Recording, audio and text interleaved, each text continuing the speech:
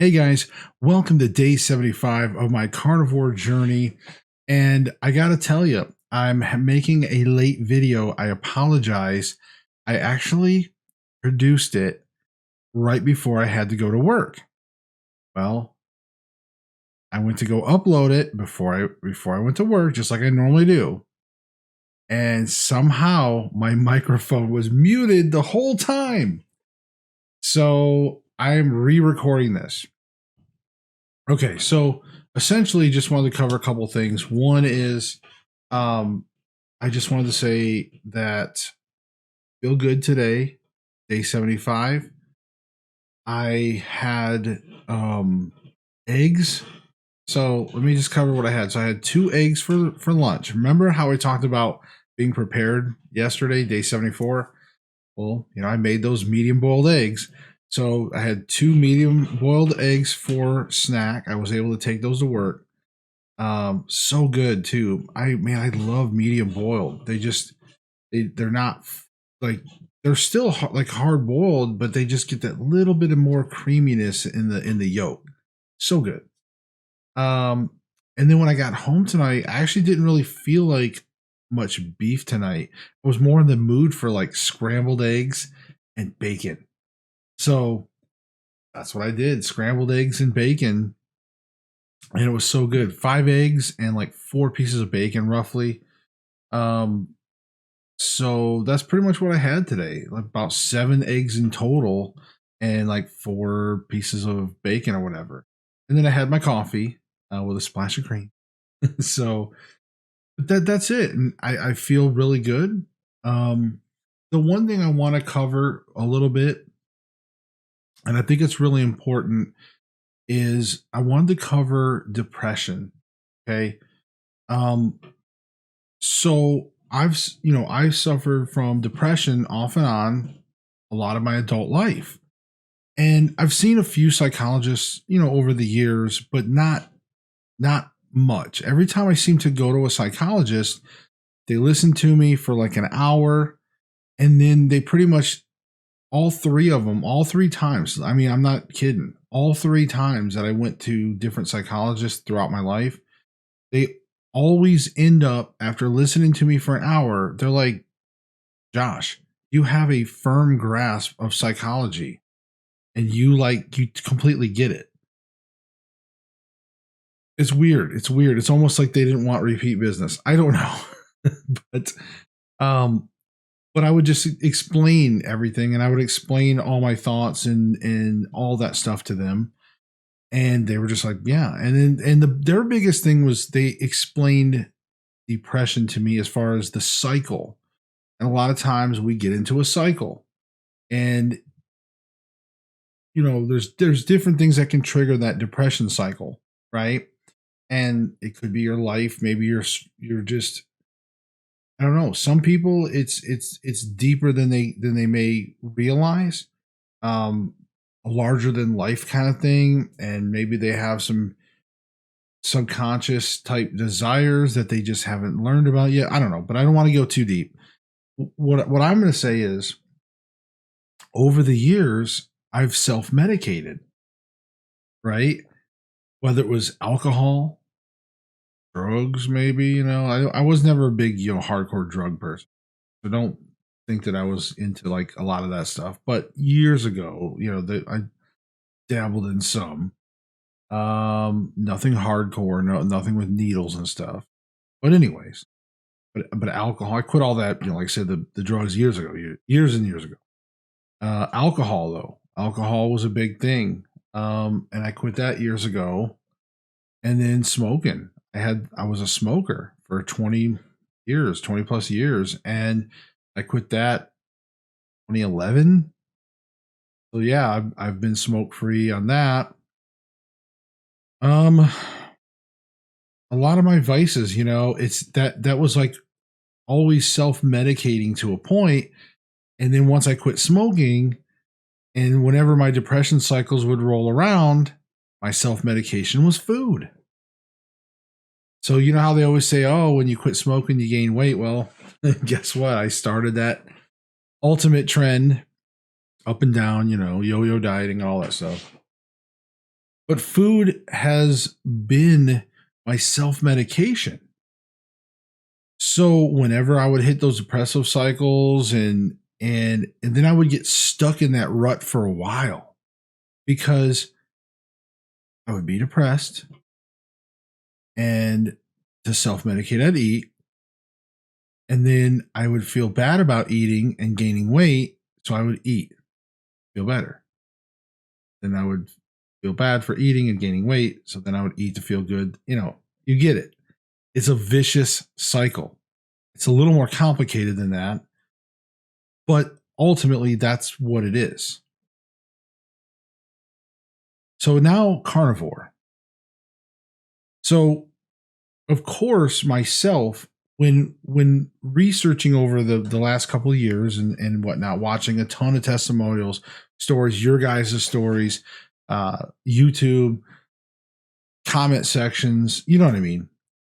And you hear all these testimonials, and a reoccurring theme among quite a few people in their list of things that carnivore has helped with is depression, anxiety, those things. So some psychological things. Now, I'm going to explain this. So this morning, I was very depressy, if that's a word. I was just kind of, I don't know, depressy. I've had that a little bit here and there over the last few weeks. So I know that may sound discouraging for some people. They hold carnivore up to such high standards, like they hold it on this pedestal, like religious standards, right? And they're like, Josh, you can't talk about that the diet's not helping you, with anxiety or depression, that kind of stuff. Like you don't do that to us. Well, relax. Let me explain something. So the carnivore diet has been helping me. Okay. As I lose weight, the things that may have held me back psychologically are starting to come around. I don't want to get too personal. Okay. So I'm trying to skirt some things. I don't think it's right if I just kind of really go into things. I will say this though. It's not about my marriage. My wife, I love her to death. She's my soulmate. I love my wife so much. And we're good. Okay. Me and my wife, we're good. It's not that. It's not relationship stuff. It's just life. And just again, depression is not always, it's not always what people think it is. It's not always just sitting around like moping. It's hard to explain. If you don't suffer from depression, it's hard to explain. But you get in this loop, right? And you have to break that cycle. That's what the psychologists have all said too, right? You have to find a way to break that cycle. You have to identify problems. You have to, find a way to cope and break that cycle and do things new or different or whatever.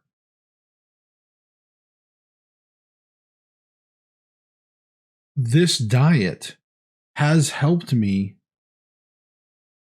in that sense. Okay. However, I don't have self-medication anymore. Right. So when I do still, like, I'm in that transition period where I'm still overweight. I still have some hangups about some things. I've got still some things, it's not going to happen overnight. And I no longer have self-medication.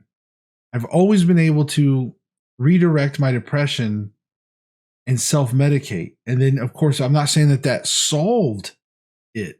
It just would obviously make me feel better temporarily, and then and then you're on a different loop, right? Now I'm in that food depression. Well, now I don't have that. I feel good on carnivore. So now I'm kind of forced to sort of face some of my depression, and now I'm going to have to learn how to actually cope and find ways to break my depression. And that's not a bad thing, right? Instead of the years and decades of avoidance and deflection and self-medicating and sort of trying to numb or bury or forget things psychologically. Now there's new possibilities. I'm losing weight. There is healing going on. And now it's opening the door for me to tackle some issues. And there's nothing that you guys can do in the comments other than just your normal supportive comments. That always helps. You guys have been a massive help psychologically, just being there for me and just saying, hey, keep it up. You're doing good. Like, those comments are amazing. Right? So I just wanted to pass that on to you. Again, this is my diary, and I like to let you guys in on my thoughts. And I want to pass that on because I know a lot of you could be suffering from that. And maybe some of you are wondering, why is my depression not fully going away? Why am I still getting depressed? But there's a difference. Well, I wanted you to stop and think in those terms. And that might help you out. I hope it does. One more thing I wanted to end on, and that is, I had mentioned how there was about 15% of people that kind of stick around on carnivore. And, my buddy Scott in the comments asked me where I came up with that number. And so I don't want to get hung up on the number. And I'm going to tell you why. It's not so much like a fact check situation, but the number is one of those where I had heard it just recently, like very recently, but it was from one of the carnivore doctors. I want to say Dr. Barry, but the percentage doesn't matter. Here's what you need to know. Okay. The 85% that leave carnivore, remember, this is not a fail rate. Okay. 85% of people are not failing carnivore. Now, there's probably a percentage that are failing of that 80%.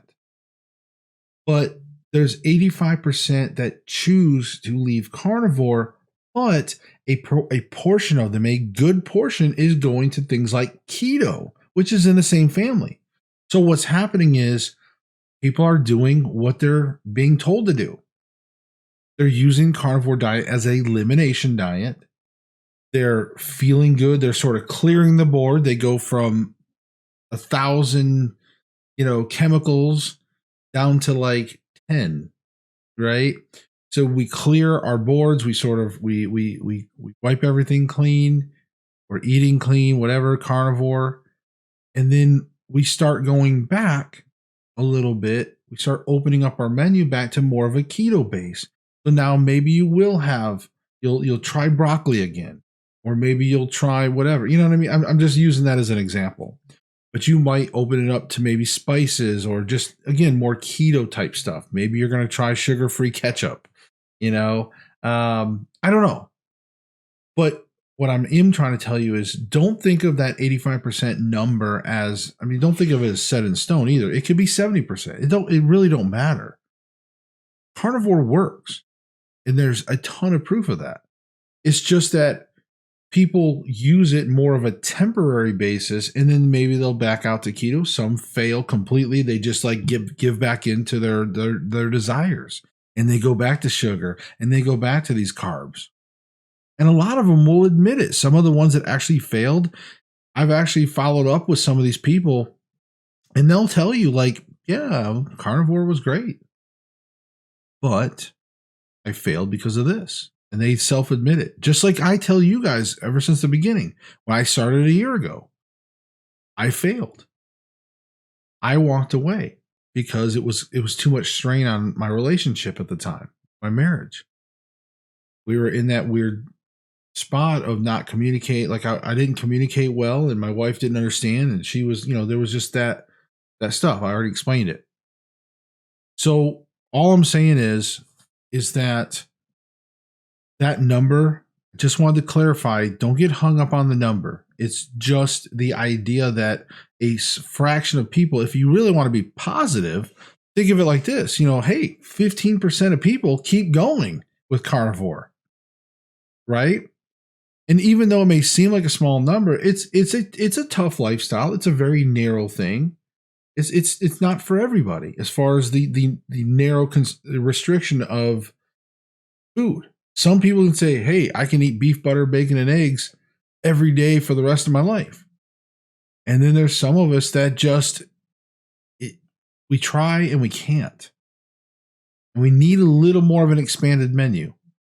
But it doesn't mean we have to go all out and start eating crap, you know, and start eating bad stuff again. It's just some people go to keto. I probably will be one of those that go to keto, but I think for me, it's going to be a hybrid. You know, I'm leaning toward eating carnivore most of the time, but then I don't know, every once in a while, like, you know, for example, those carnivore pizzas I eat. That's kind of a special thing. Every once in a while, I'll make a carnivore pizza. Well, if I was to make a clean tomato sauce, then it's keto, right? It's going to taste even more like pizza because it's going to have an actual tomato sauce. But yet it'll still be extremely low carb. So things like that I may incorporate. I don't know. But that's the whole point is once you finish or once you get to a certain point with carnivore, you're going to reintroduce things. So I may reintroduce tomatoes, like tomato sauce, and say, okay, is this, you know, like maybe a low sugar tomato type situation? Is this acceptable? If I eat it every once in a while, how does it make me feel? And again, so, but I want to regularly do carnivore because I do like how it makes me feel. But every once in a while, I want to be able to expand the menu for those occasions. So if that makes sense. So those percentages, don't get hung up on the numbers. Know that it's just that. I just wanted to clarify so that way you guys can understand that and you understand where the carnivore diet can take you and why the numbers may not look that favorable. But it is tough in general. Now, again, I don't know the breakout of how many people like move on to just keto, ketovore, or abandon completely. So I just know that one of the carnivore doctors had mentioned like 15% retention of the people that continue doing it. So again, don't think of it as a fail rate. Anyways, guys, we went over the 15-minute mark. You know, when I recorded this just now, like earlier, my first recording was only like 13 minutes. I guess I wanted to add some more stuff in there, maybe. I don't know.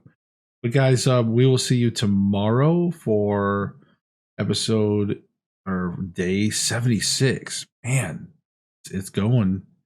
And I'm curious to find out. Now, as far as how I feel weight-wise, I have not jumped on the scale. I told you guys I'm not going to do the scale except for once a month. The first Monday of the month. But as far as how I feel, I feel like I may have plateaued a little bit, but I'm not sure. That was kind of going back to that week after I had that major weigh-in. I was eating dirty almost the whole week, you know, between the carnivore pizzas, the taco nights or whatever. So now that I've kind of been backing off the last like 3 days of like a lot of cheese and stuff like that, I'm feeling more clean again. And I feel like I might start losing some more weight. I don't know. We'll see. Because you guys know I haven't been like measuring myself, but I'm just trying to give you guys like a gauge of how I feel. But I feel good. So, all right. Anyways, we'll see you guys tomorrow. All right. See ya.